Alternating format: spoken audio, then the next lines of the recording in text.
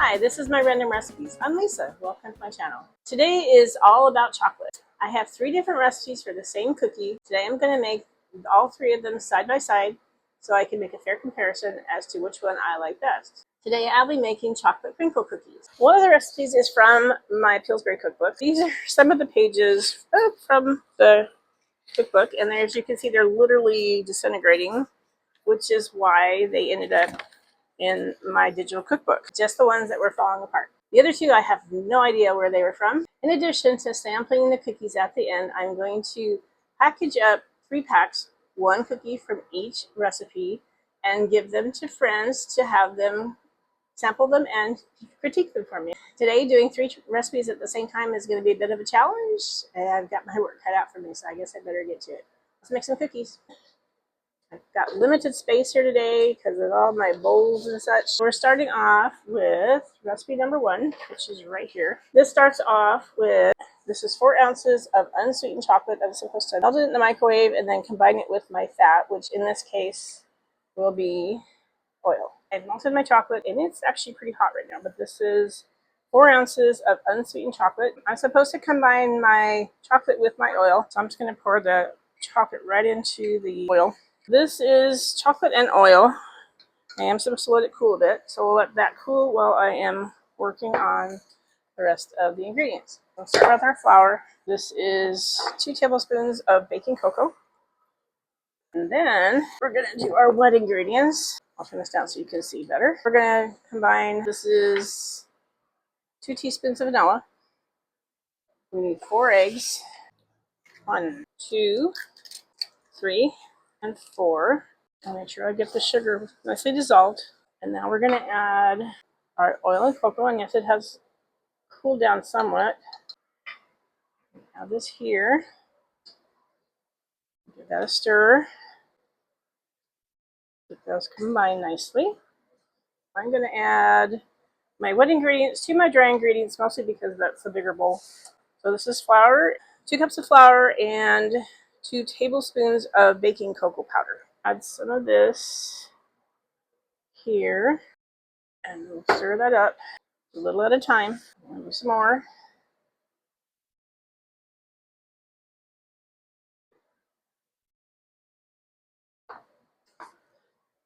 All right, let's go some more. I'll just go ahead and put the rest of it in, and I'll finish stirring it up. The biggest difference in these 3 recipes is the type of fat that it uses. This one uses oil, one of them uses shortening, the other uses butter. The chocolate varies a little bit. 2 of them use baking chocolate, unsweetened, and then 1 uses semi-sweet chocolate chips. I'm wondering if maybe I should refrigerate these for a while to get it to thicken up. I think I will. I've got recipe number 1 in the refrigerator. It didn't say to refrigerate it, but it's too runny, too soft, so we're going to have to improvise a little bit. Moving on to recipe number 2. This one starts in the same way as recipe number 1. It says to melt the chocolate, combine with the fat, allow to cool. So these are the chocolate chips this time. Whoopsie daisy. This time our fat is softened butter. So this is 4 tablespoons of softened butter. And then 8 ounces of melted chocolate pieces. These are semi-sweets, butter, and chocolate. Definitely not as runny as the oil and the melted chocolate bar. So we are going to do our dry ingredients again. This is a 1.5 cups of flour. And then adding 1/2 teaspoon of baking powder. We'll give that a little stir. And then we're going to do our wet ingredients. It is 1/2 cup of sugar. Now this has less sugar in it because we use a sweeter chocolate. This is 2 teaspoons. This one has 2 eggs instead of 4.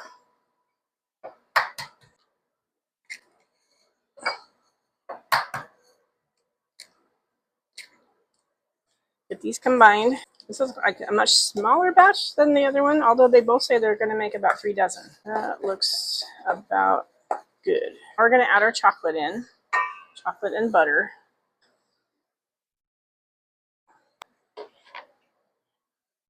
We'll get that combined. That looks pretty well combined. We'll bring in our flour. We're going to add our wet ingredients to our dry ingredients. Now, this doesn't seem like as big a recipe. That's okay. It's not how big the recipe is, it's how good the recipe is. This is definitely stiffer, which is good, because the other was just too soft. I'm going to go in with my hands. I'm going to be just covered in chocolate today. This is pretty soft. That's about combined. I think we'll go ahead and get this one in the oven. We're supposed to roll these into balls and then roll them in powdered sugar. We are working on recipe number 2. Here is the cookie batter, and this is the powdered sugar. So this is holding up pretty well. I don't think I'm going to get 3 dozen out of these, but we'll see. Roll them in the powdered sugar and then place them on our cookie sheet. And so you can see between the chocolate and the powdered sugar, I am going to be a mess today. I ended up getting 21 cookies on the batch number 2. These are going to go in the oven. They're going to bake at 300 degrees for about 10 minutes each, for each batch that is. So I'll go ahead and put these in the oven and we'll come back and do batch number 3. We're moving on to recipe number 3. Basically the same, so we're going to melt the chocolate into the fat, or combine it with the fat. Allow it to cool. We're going to do our dry ingredients, our wet ingredients, add the chocolate, roll them into balls and into powdered sugar and then bake them. The difference in this one is that the recipe calls for shortening. You could use butter or shortening. I decided to go with the shortening so that all 3 of them are a little bit different. This is 4 ounces of unsweetened chocolate, baking chocolate in a bar. For melting, it takes just about 1 minute and 20 seconds altogether. So I have melted my chocolate. So each of them starts off about the same. What's different is the type of fat they use and how much sugar they use. But now we're going to add our fat in. This time it is 1/4 cup of shortening. So we could have used butter. It gives us the option. But since I'm making 3 recipes, I thought I'd go with the 3 different options. Stir this together. Now my chocolate has had a few moments to cool off. My first batch of cookies is done. They're resting on the stove. So this is chocolate and shortening, pretty well combined. So we're going to do our dry ingredients. On the flour this time is 2 cups. We have 2 teaspoons of baking powder. And that's all. We'll give that a stir. We'll move on to our wet ingredients. So we have 2 cups of sugar. To that we're going to add 4 eggs. Gently combine these so I don't make a big mess. That looks pretty smooth. Okay, so let's add our chocolate to that. And we'll stir this together. And again, be kind of careful because I've got it very full. That looks pretty good. So we're going to start adding this to the flour. Again, we'll do a little bit at a time. And a bit more. No chocolate left behind. And back to stirring. I may have to go into my hands again. 1 more ingredient to add. I add in 1/2 cup of nuts of your choice. These are optional. You don't have to add them. The recipe does call for them, but it does say it's optional. Yes, I'm going to go in with my hands. I'm going to get a cookie sheet and wash my hand a little bit, and then I will come back and we'll start portioning up these cookies. So these also get rolled in powdered sugar. They're pretty soft. Batch number 1, recipe number 3. These are going to go in the oven. They're also supposed to bake at 300 degrees for about 10 minutes, and then I take the other cookies off of their tray so I have room for a new tray. So batch number 1, recipe number 3 is in the oven as we speak. It's almost done. Batch 2, recipe 3. And we'll portion out the rest of this. And as it is done, I'll swap these out and I'll move back to recipe number 1. So I'll go ahead and pause this and I'll be back in a bit. I put batch number 2 from recipe number 3 in the oven. I actually ended up baking them for about 14 minutes. It just seemed like things were not getting done at the 10 minutes. Now we're circling back to recipe number 1 and batch number 1 and get these portioned out and we'll put them in the oven. That has gotten very firm from being in the fridge. And the powdered sugar, it's a good texture now that it's been refrigerated. There is quite a bit here, so this is going to be a good size recipe. It's kind of fudgy. Yeah, that's a good texture. I'm glad I put those in the fridge. Recipe number 1, batch number 1.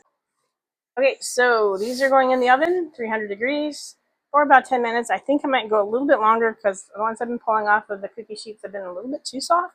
So I'll go put these in the oven and I will be back in a little bit. I'm going to do the big reveal. This is recipe number 1. These are the ones that are made with oil.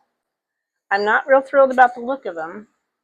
The powdered sugar was absorbed into the cookie, so they're not clean and bright and pretty like they normally should be. Number 2, this is the one made with butter. That was the first one that we put together and put in the oven. They're kind of small. They are kind of soft. They're a little bit too soft. Again, I say I bake the later batches at 12 and 14 minutes, and that seemed to be the better choice. Number 3, these are the ones that are made with shortening. They're the prettiest of the bunch, but again, I still am not 100% thrilled with the doneness of them, so they could have been a little bit doner for me. We got milk. I'll take 1 cookie from each batch. Let's take this little guy on the corner. That's kind of a pretty one. How about this one here? Go for the little guy over here. So we're going to start with number 1. That's where this all began. Again, these are the ones with the oil, and I'm not really thrilled because the powdered sugar kind of got soaked into the cookie. Try a bite without the milk. They are done. They're really soft. The flavor of them is kind of flat. It doesn't really have any pizzazz. Let's try it with the milk. Maybe it'll be better with the milk. It does help, but again, they're just kind of uninspired. Let's try number 2. And these are the ones with the butter. The flavor is better. They're really soft. They could have been cooked another couple minutes. And again, the powdered sugar kind of absorbed into the cookies. We'll give it a shot with the milk. Really don't need to be dunked in milk. Yeah, I definitely would have liked them a little bit more done. Not bad, but again, not that great. And now number 3. These are the ones with the shortening. And of the 3 batches, these are the prettiest. Also have the nuts in them. They could have been baked a little bit longer. Another 2 minutes would have done them well. They do have a good flavor. Of the 3 batches, well, they definitely are the prettiest. Chocolate crinkle cookies times 3. My favorite are the ones with recipe number 3, the ones with shortening. They have the nuts in them. They could have been baked a little bit longer. They're not the best I've ever had. It's been a long time since I've made crinkle cookies, chocolate crinkle cookies, so I'm just probably out of practice. But I definitely would go with recipe number 3. As I say, I am planning to bundle up packages of 3, 1 cookie from each batch, so I can have people taste test them for me. The 3 different recipes, I'd like additional feedback besides myself. It'd be fun getting other people's opinions. I'd like to have multiple taste testers, so that'd be good. We're definitely in the chocolate mode. My next recipe will also involve chocolate. It's torture. Please come back next time. I look forward to seeing you again then. I will include the ingredients and the preparation for all 3 chocolate crinkle cookie recipes in the description below. If you have any questions or other feedback for me, please feel free to reach out to me in the comments. I really do love hearing from you. What do you think of chocolate crinkle cookies? Please like, share, and subscribe to my channel. I would really appreciate that. It helps my channel to continue to grow. Thank you for joining me on my adventure as I explore the great big wide world of cookies. See you next time. Take care. Bye.